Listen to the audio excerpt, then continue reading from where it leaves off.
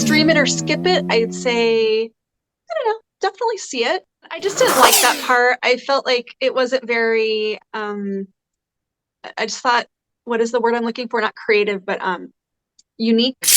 I looked at this as absolute shovelware. I mean, absolute. So the problem I had with this film is number one, her eyebrows. I'm sorry, 12 years ago, that those eyebrows were not in style. So that bothered me. It is girl power. She's super strong. She's taking control. She's a fantastic mother. Let's get Jennifer Lopez. Let's get, Nick Carell. We got this script, and then we'll make it like John Wick and blah blah blah blah blah. Again, it's just light summer entertainment. Summer, yes. But it did have a bit of heart. There was a lot of talent there, and they just didn't rise to the occasion. And whatever. Amateur Girl and Fanboy present the Big Bad Glass Movie Review.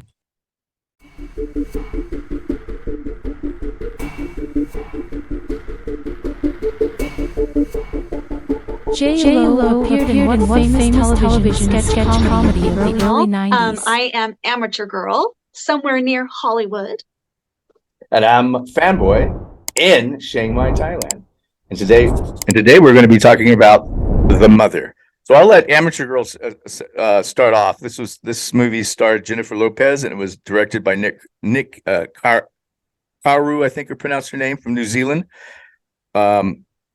Amazing pedigree from both of them, of course. J-Lo is like a cultural icon, but I'll talk more about that later. So we'll let Amateur Girl kick things off. All right, I love me some Jennifer Lopez. She's, my favorite. Just love watching her. She's just an absolutely stunning human being, amazing performer and actor.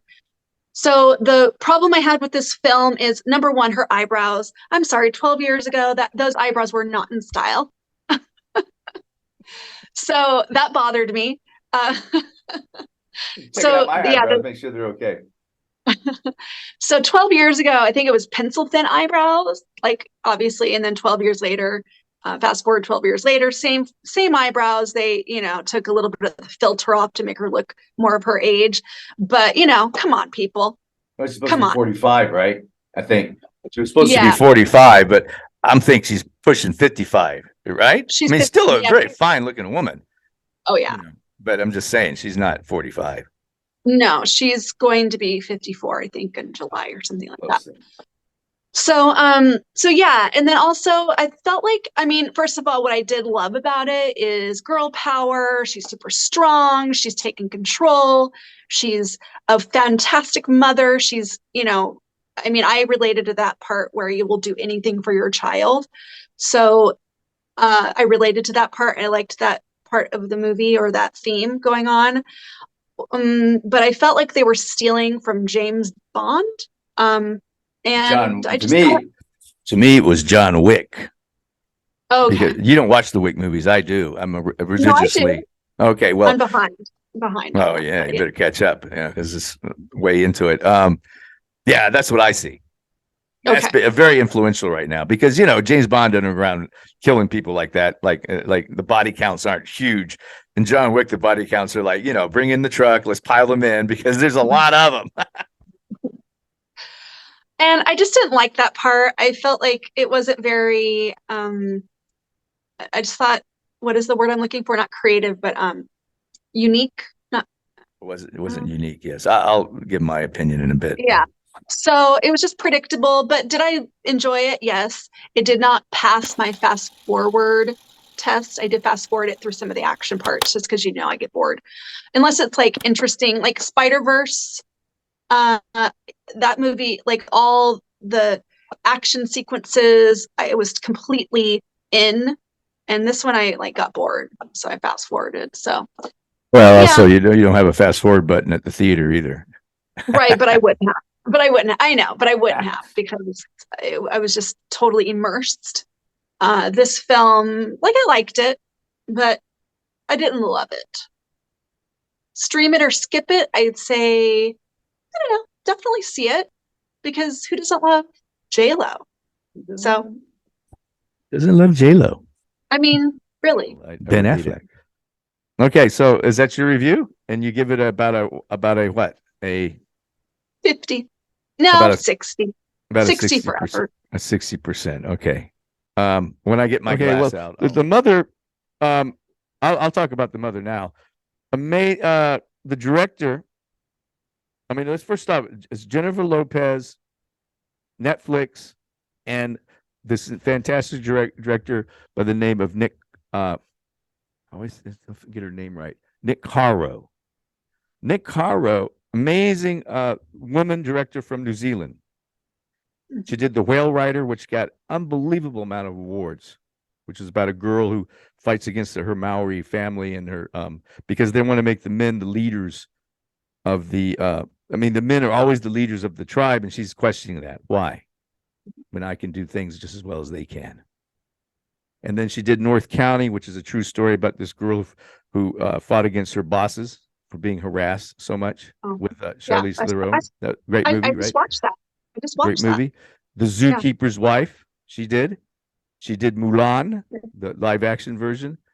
And she did Mark Farland USA, which is a little bit different with Kevin Costner, who's a coach of a Latino track team. Champions, right? Champion high school track team. And then she did The Mother. And there's another one on here on this list that I'm not sure what that movie's about. The Vinter's Luck. I'm not sure what that is. Or I think that's The Vinter's Luck. Yeah. So I'm not sure what that movie is, but I'm familiar with the rest of them. And then of course there comes The Mother. Now you can see why she was chosen by Netflix or by J-Lo to direct this movie because of the themes of all her films about the little guy or the woman, you know, fighting against the powers that be. In this case, it's the CIA or whoever, you know, the big secret operatives, right? I don't want to give away too many plot holes, but again, I looked at this as absolute shovelware. I mean, absolute. It was like the guys in the boardroom. Oh, let's get Jennifer Lopez. Let's get, you know, Nick Carell. Let's, you know, we got this script, and then we'll make it like John Wick and blah blah blah blah blah. And you know, it's the thing at Netflix right now. They got a whole push about action films for the summer, right? And The Mother is being one of them. Schwarzenegger's done commercials about, you know, his action films. I'm watching Fubar right now, which isn't great, but it's kind of funny and, you know, amusing. And I kind of want to see what happens with him and his daughter and the rest of it, right? So not great, but you know, amusing, lightly amusing. And Schwarzenegger's, yeah, this long time to talk is absolutely hysterical, right? You gotta get the whole thing. It's so funny. Just there's like 1,000 funny lines that he says in that movie, right? In that show. I don't know how we're getting from The Mother to Fubar, but goddamn, he says some funny stuff in that thing. I'm watching it too. Yeah. Yeah, it's very hysterical, right? But anyway, for The 100% Mother, accurate. but Total anyway, this shovelware. movie, The Mother, total shovelware, just made for exactly for what it is. It's nothing. She's not. Unfortunately, Nick Caro is not going to win any awards for this one. It's just again, it's just light summer entertainment. Summer, Yes. you know, but it Yeah. did have a bit of heart. So whatever Nick Caro is good at, she did bring that through. With there was a bit of heart for the mother, for the daughter, and all that. I could feel it. You know, I was getting a little bit emotional about it. You know, it could have been stronger, maybe like you said, with less action. I don't know, but it was actually, it seems to be created as a total action film. You know, and this, you know, I guess she did Mulan. That was lots of action in that too. So it does have experience with action, the director. So I can't say that. But other than that, it was, you know, I'm going to give it about 60%. Mhm. I'm going to go down to about 50%. Yeah. That was my Just- initial reaction. Just because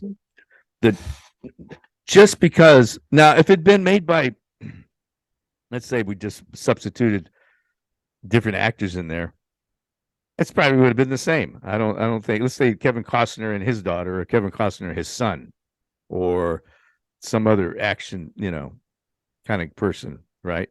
In the part. I mean, the thing is, that's another thing. It's interchangeable. You could almost jerk out one person, put another person in there, and you'd have the same movie, right? Yeah. So it wasn't like that you didn't rely on J-Lo to be the to hold it together. But she did a fine job. I mean, it was I was impressed with her performance. But I'm giving 50% because the talent, there was a lot of talent there, and they just didn't rise to the occasion. And whatever. And I don't think it's really their fault. I think it's the fault of the script and the producers and just the way it was.